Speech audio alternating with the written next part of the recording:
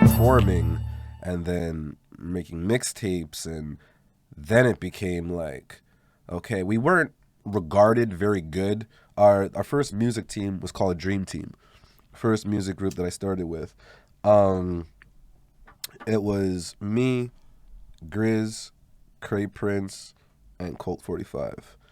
I think out of the group, the most naturally talented one was 100% Cray Prince. To this day, I've never been in studio and have seen somebody create the way that he creates ever in my life. Grizz, definitely the close second because he was just natural.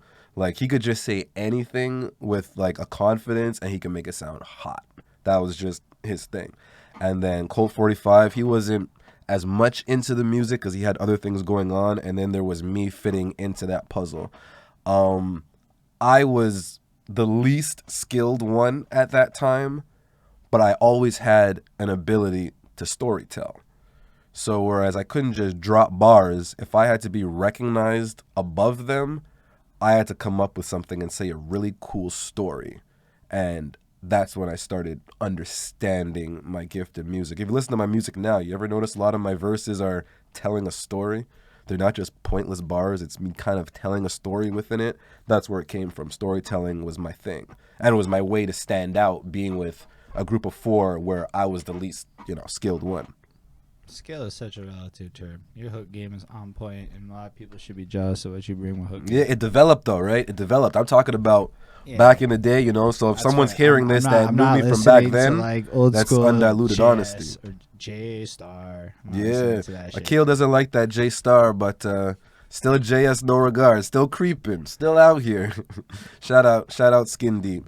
Skin Deep's wonderful. He made he engineered the first song that I ever made.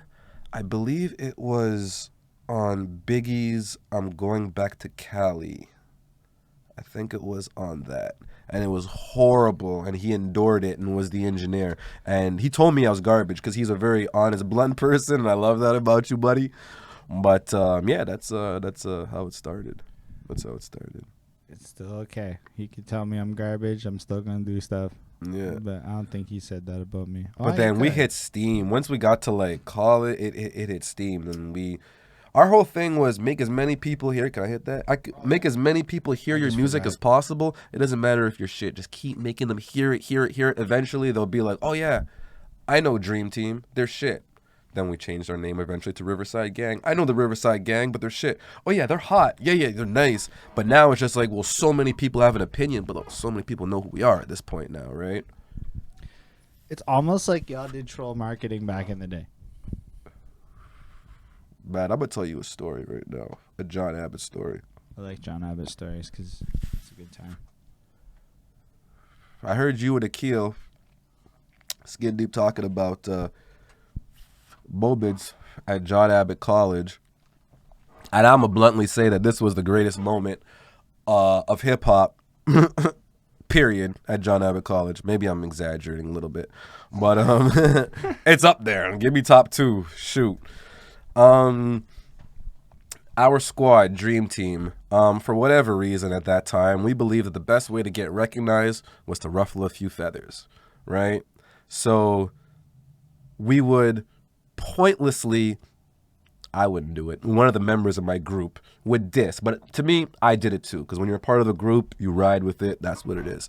So he would call out other known rappers, and it was like the 50 Cent approach, like come in and just squash Ja Rule. I guess if you want to use like an idea, right? So when we went to John Abbott, I'm from LaSalle. So when I went to John Abbott, I knew nobody. All my friends went to Vanier or went to Dawson. I wanted to do something completely new, so I said, I'm going to John Abbott, and I'm forcing myself to be isolated. I know nobody, and I'm starting from the beginning. That's a trip when you do that. When you do that, I don't know nobody at Abbott shit. It's fucking culture shock. Yeah. I mean, from LaSalle, I take the 113 to Angrion. From Angrion, I take the Metro to Lionel Grew, and then I take the 211 for about an hour and a half or 2 hours if you're in traffic. It depends on when you're and then do that all the way back. Shout out to the Discman, because the Discman did wonders back in those days. So I was there pretty much by myself, but I made music, right? So I would give out my CDs and everything. John Abbott was at that time very dominated by a group called Black Mob. Not John Abbott, but the West Island. I think the most popular group in the West Island and the most popular group to be respected was 100% Black Mob at that time. For my point of view, somebody else might have their point of view, but that's mine. If you say the wrong thing about them in the West, they'll find you, or somebody that they know. They roll deep. They roll deep. So one day, Dream Team decided to make a diss about this squad named Black Mob. We're from LaSalle, they're from the West Island. So this stirred up this whole big thing between Texas and Black Mob. So I was the only one at the time that went to John Abbott. So my friends that made music with me would come and visit me every now and again, but I was the one that had to deal with all of these guys. You know what I mean? That I would be seeing type of thing. So one day, Bill, who we know, was Shout out Bill, was putting together a talent show. So at this talent show, Black Mob they'd make fun of me. I would walk by them, go to get my poutine, right by I don't remember the names, but across from the swimming pool there.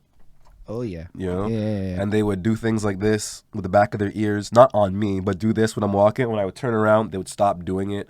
I was being trolled on an ultimate level, basically. So I developed so much animosity that I'm like, I want to go on stage and I want to diss the shit out of them. That's what I want to do.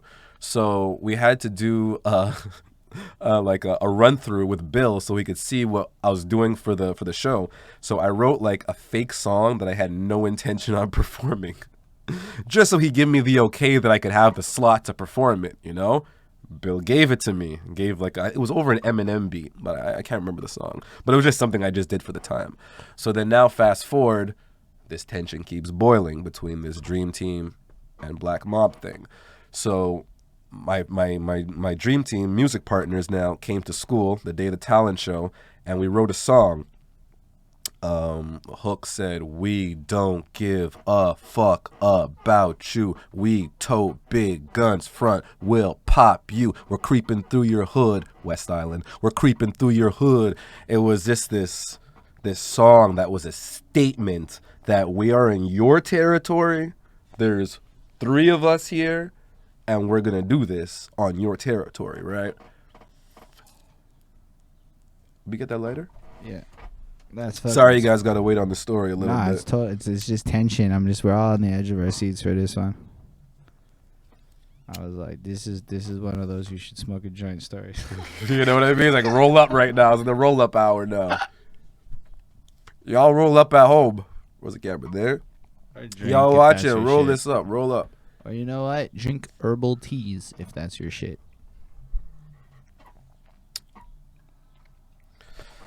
So yeah, the talent show. I saw what you did with the roll up there. That just took a second to click. I'm glad you did. It was Bonnie. Bonnie caught that. I didn't even hilarious. Shout out Bonnie, my lady friend Bonnie. Think about it. So yeah, we day of the talent show. It was a packed crowd. What was the name of that spot? Right, we were walking in the hallway on the Agora. The Agora, exactly. That was the first place I ever rapped. I'm never gonna. Yeah, exactly. The Agora. So seats. Piled up people. So we went on the stage, performed. We're talking just so you guys have context, like 200-300 people, no problem, could fill that area. Yeah, it was packed. It was like packed. There's video footage on YouTube of this. Fun fact. We could roll that up live if we wanted to. We could, but let's just run the story and they can peep it up after. Anyways, so we performed a few songs, whatever, but then the main song built up. It was the last song. We were dissing this Black Mob squad, and they were all in attendance because they all wanted to kind of see what we had to do, but none of them knew that we were doing a diss track. So one of them, one of my group mates had a bar about sleeping with his girlfriend, even though it wasn't true. But the way that it was done, and he's a clever person, Cray Prince is a very smart musician. He dropped the beat, and in dropping the beat, I couldn't quote him, but it was like, I fucked your bitch and blah, blah, blah. And the beat like dropped back. But it was purposely done so the crowd can clearly hear a cappella exactly what he's saying. And these are the most popular guys at that time in John Abbott. So the bar got dropped, and then Bill shut down the concert. They cut the mics. The fire alarm went off. The police came because there were threats at John Abbott. That's why I was wondering if you were there, because if you went to John Abbott at that time, you remember this. You remember this. It was a big thing.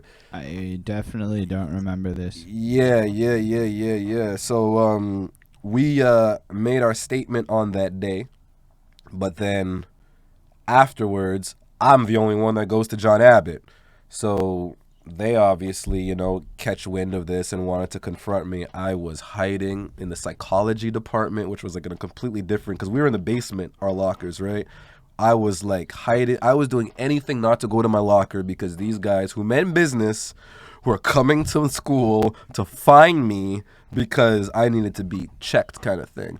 And I do tell this story right now to give you guys a story of hip hop and like how this musical moment was the banger for my career, and we'll talk about how it catapulted. But the consequence came. One day I was with my ex-girlfriend. I was in a store, and two people came in. One of them approached me and said, "Yo, what's up? Your Dream Team?"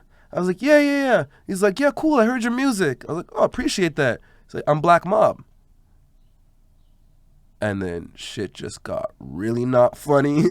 And then I was showed an instrument of damage, and I was told not to fuck with them.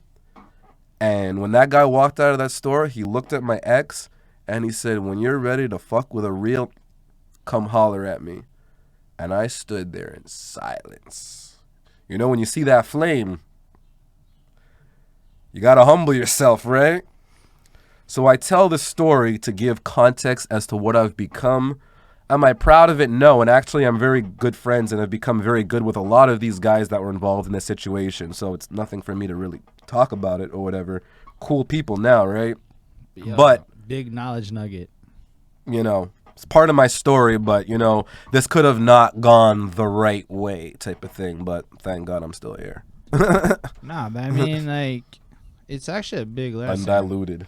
It's a big lesson, and it's dramatic as fuck, and it's a great story, so I appreciate you telling it. But sometimes people do talk a little bit too much shit without actually considering the consequences of the shit talk. I'm guilty of this. I've had to have been a little bit checked here and there along the way.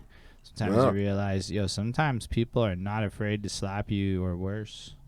Like you might. Yeah. And you might not believe it, or it might not be your regular world as you talk whatever.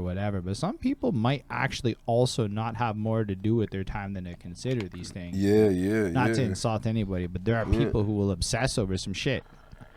And it might be you and your shit talk. It's a big lesson. Yeah. So I appreciate it. Look, that's why we get the knowledge nuggets, because that's what people's life stories are. It's a series of wisdoms and lessons and shit. And I do want to say this too, because for the people that are watching this that are like Montreal historians, LaSalle historians, what got me out of this situation was a man by the name of Dave Lockhart went to John Abbott. And if anybody knows Dave Lockhart, rest in peace.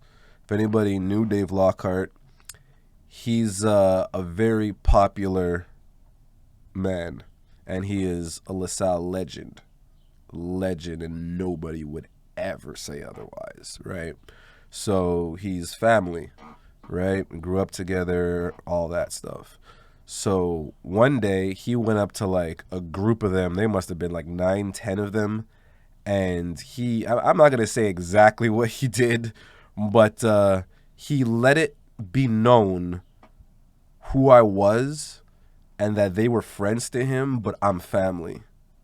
And from that day, I never heard anything negative. Nothing ever again. It was just pure respect. So rest in peace, Dave Lockhart. Anybody hearing this story from LaSalle that, you know what I mean? Like, that's what Dave did. Dave fixed that real quick. And I'm diluting the story of how he fixed it. He was ready to go to war in that moment, and like 9-10 people all backed off and were just like, nah. never got bothered again. So rest in peace, Dave. Yeah, that's another serious one. Also, there's entire pockets of the world that are like nothing like that. In case you're worried that that's the entire everything, that's just a moment in time that played out the way it did. Mm-hmm.